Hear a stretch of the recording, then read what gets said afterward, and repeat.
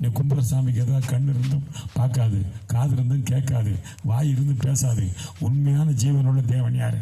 நம்ம இயேசு கிறிஸ்து தானே. அவர் அல்லேலூயா சொல்லலாம். அதுதானே உண்மை. அவரை விட்டு நீ தப்பான பண்ணுறிய. பைபிளில் அந்த காலத்து ஜனங்களுக்கெல்லாம் தீர்க்க தரிசனம் சொல்லுவாங்க. கடவுள் சொல்லுவார், நானே தேவன், என்னை என்று வேறு யாரும் வணங்காத என்ன. கொஞ்ச நாள் கேட்பாங்க. அதுக்கப்புறம் என்ன பண்ணுவாங்க?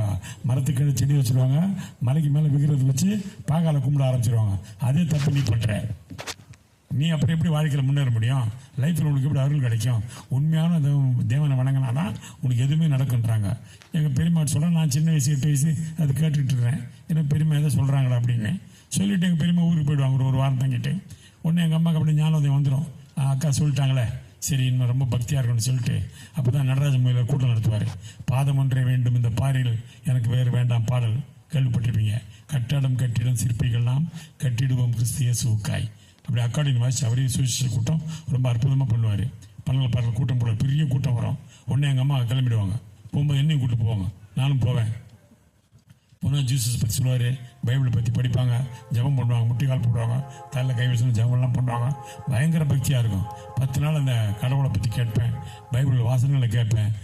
அப்படியே புரியும். எங்கள் பெரியம்மா சொன்ன மாதிரி இதுவும் அதை பற்றி நல்லா விளக்கமாக கேட்டுக்கிட்டு இருப்பேன். 10 நாள் ஆகும். 10 நாள் முடிஞ்சது. 11 நாள் காலையில் தள்ள தண்ணி ஊற்றிடுவாங்க. பிள்ளையார் கோயில் மறுபடியும் repeat, back to the pavilion. நான் பார்ப்பேன், என்னடா 10 நாள் பயங்கர பக்தியாக வந்தாங்க, 11 நாள் போயிட்டாங்களே அப்படின்னு. அதே மாதிரி பிஷப் நியூ பிகின் போடுவார் 3 மார்க்கில். பெரிய கூட்டம் எவ்வளோ சுவிசேஷ கூட்டம்னா எங்கள் அம்மாவுக்கு உடனே பக்தி வந்துடும். உடனே நேரம் அங்கே போவாங்க, பயங்கரமாக ஜெபம் பண்ணுவாங்க, முட்டிக்கால் போட எல்லாம் பண்ணுவாங்க. ஆனால் 11 நாள் காலையில் தள்ள தண்ணி ஊற்றிடுவாங்க. எனக்கு ஒன்றுமே புரியாது, என்னடா இது பண்ணுறாங்க, நம்மளை வேற கூப்பிட்டு போகிறாங்க, அங்கேயும் போகிறாங்க இங்கேயும். எனக்கு ஒன்றுமே புரியாது. ஏன்னா அவங்க அப்படி தான் வாழ்ந்தாங்க. ஏன் அப்படி வாழ்ந்தாங்கன்னா, எங்கள் அம்மா கல்யாணம் பண்ணது, அப்பா ஒரு இந்துலே உயர்ந்த குடும்பம் அவங்க. அதாவது இந்துலே கொஞ்சம் சோஃபிஸ்டிகேட் இந்துக்கள் சொல்லுவாங்க அவரை பற்றி. இப்போ நீங்கள் யோசிச்சிங்கன்னா, தமிழகத்துக்கு முதல் பெண் முதல்வர் யார் தெரியுமா? லேடி சீஃப் மினிஸ்டர் யார்? விஎன் ஜானகி அம்மா தான். அவங்க தான் முதல் லேடி சீஃப் மினிஸ்டர். வின்னா வைக்கம், என்னன்னா நாராயணி, அவங்க அம்மா பேர் ஜானகி, அதான் விஎன் ஜானகி. நம்மளாம் அப்பா பேர் தான் நிமிஷம் வைப்போம். ஆனால் எங்கள் அப்பா குடும்பத்தில் அம்மா தான் முக்கியம். அதுக்கு அடுத்தது தாய் மாமன் எங்கள் அப்பா, அவர் பேர் நாராயணன். ஜானகி தம்பி பேர் நாராயணன். எல்லாம் ஒரே நாராயணமயமாக இருக்காங்க. அவங்க தான் அப்படி பயத்து. அதனால் எங்கள் அம்மாவுக்கு அப்படியே சரியான ஒரு வாழ்க்கை வாழ தெரியல. கடைசி வரைக்கும் வாழ முடியாதுன்னு கடைசி வரைக்கும் பெருசாக சாதிக்காமல் போனாங்க. அப்படியே இருந்தாங்க, அப்படியே பண்ணிகிட்டு இருப்பாங்க. அப்போ அதனால் எங்கள் அப்பா இந்துவாக இருந்ததுனால எங்கள் அம்மா அப்படியே இது இல்லாமல் அது இல்லாமல் வாழ்ந்துருந்தாங்க. அது ரொம்ப தப்பான வாழ்க்கை. 2 படங்களை வாழ்க்கை ஓட்டவே கூடாது. ஒரு தேவனை நம்மனா கைப்பிடியாக பிடிச்சிக்கணும். அப்படியே ஆண்டவரை நம்ம அதான் நம்ம நிறைய பேர் அந்த மாதிரி தப்பெல்லாம் பண்ணக்கூடாது. அப்படி இருக்கும்போது எங்கள் அம்மா ஒரு தடவை பாம்பேக்கு போய் நடனமெல்லாம் நடிச்சிட்டு குழு ட்ராமா ட்ரூப் வச்சுருந்தாங்க. அதெல்லாம் முடிச்சுட்டு வந்தாங்க. வந்து பார்த்தா அந்த ஒரு சீன் செட்டு ஒரு 5 கிரவுண்டில் சீன் செட்டு வரைஞ்சி வச்சதெல்லாம் அப்படி எரிஞ்ச சாம்பல் ஆகிடுச்சு. சுத்தமாக சாம்பல் ஆகிடுச்சு. அப்போவே அதுக்கு 5 லட்சம் வேலை போய் 5 கோடி கூட இருக்கும். அது சீன் செட் இப்போல்லாம் பிரிண்ட் அடிக்கலாம், உடனே கொடுத்தாலும் பிரிண்ட் அடிச்சு கொடுத்துருவான். அப்போல்லாம் அப்படி கிடையாது. ஒரு சீன் வரையணும்னா ஒரு கோட்டிக்கு வரையணும், அது காயணும், இன்னொரு வரையணும். அப்படி ஒரு மாதம் ஒரு சீன் வரையிறதுக்கு அப்படி 10 வருஷம் உழைப்பு. அது 10 வருஷம் உழைப்பு மண்ணாக போயிடுச்சு. அப்படியே எங்கள் அம்மாவுக்கு ரொம்ப அப்செட் ஆகிட்டாங்க. என்னடா இது இப்படி ஆகி போயிடுச்சுன்னு அப்படியே உட்காந்துட்டாங்க. 30 வயசு, அப்போ 32 வருஷத்தில் உடம்பு சரியில்லாமல் எங்கள் அம்மா இறந்துட்டாங்க. டோட்டலாக அதே கவலையில் இறந்துட்டாங்க.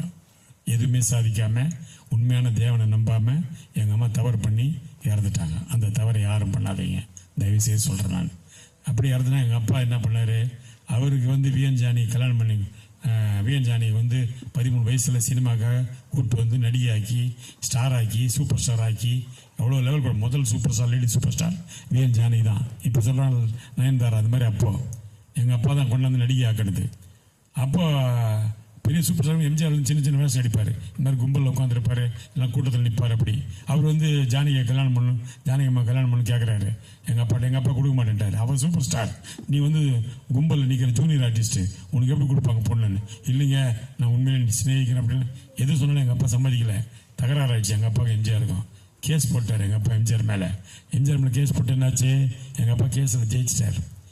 அதனால் என்னாச்சு? எம்ஜிஆருக்கு விஎன் ஜானகிக்கும் அவங்க பிரிஞ்சு போயிட்டாலும் 14 வருஷம் 1962 வரைக்கும் கணவன் மனைவின்ற அங்கீகாரம் கவர்மெண்ட் கொடுக்கல, அப்ரூவ் பண்ணல அவங்க கணவன் மனைவியை. அப்படி ஆனால் பிரிஞ்சு போயிட்டாங்க.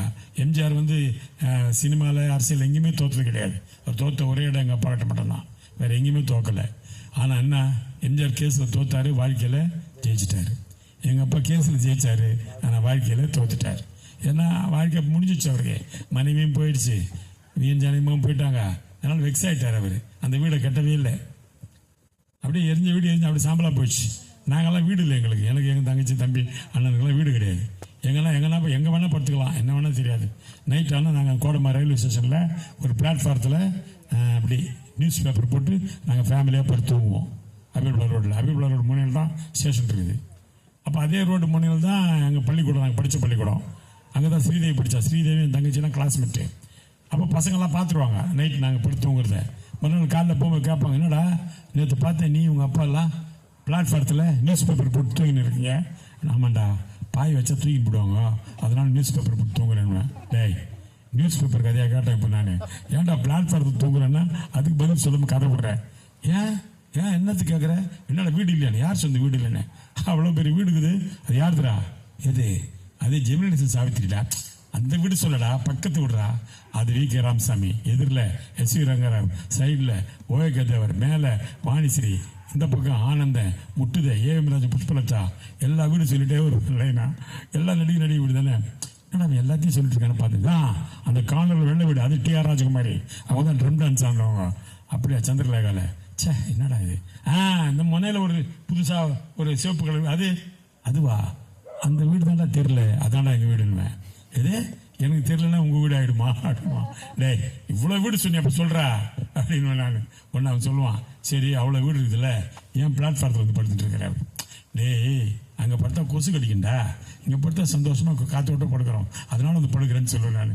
அவனுக்கு தெரியும் நான் போய் தான் சொல்கிறேன்னு, கிண்டல் பண்ணிட்டு போயிடுவான். அதனால் எங்களுக்கு வந்து வீடு கிடையாது. அது ஏன் சொல்கிறேன்னா, கர்த்தர் முன்ன எங்கேருந்து தூக்குவார்? புழுதியிலிருந்து எடுத்துக்குவார். நாங்கள்லாம் புழுதியிலேருந்து வந்தவர்கள், அதுக்காக சொல்கிறேன்.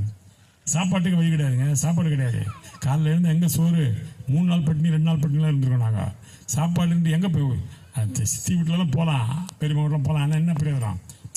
அவங்களுக்கும் 6 பசங்க 7 பசங்க இருக்காங்க, நடுத்தர குடும்பம். அதனால் இது ரொம்ப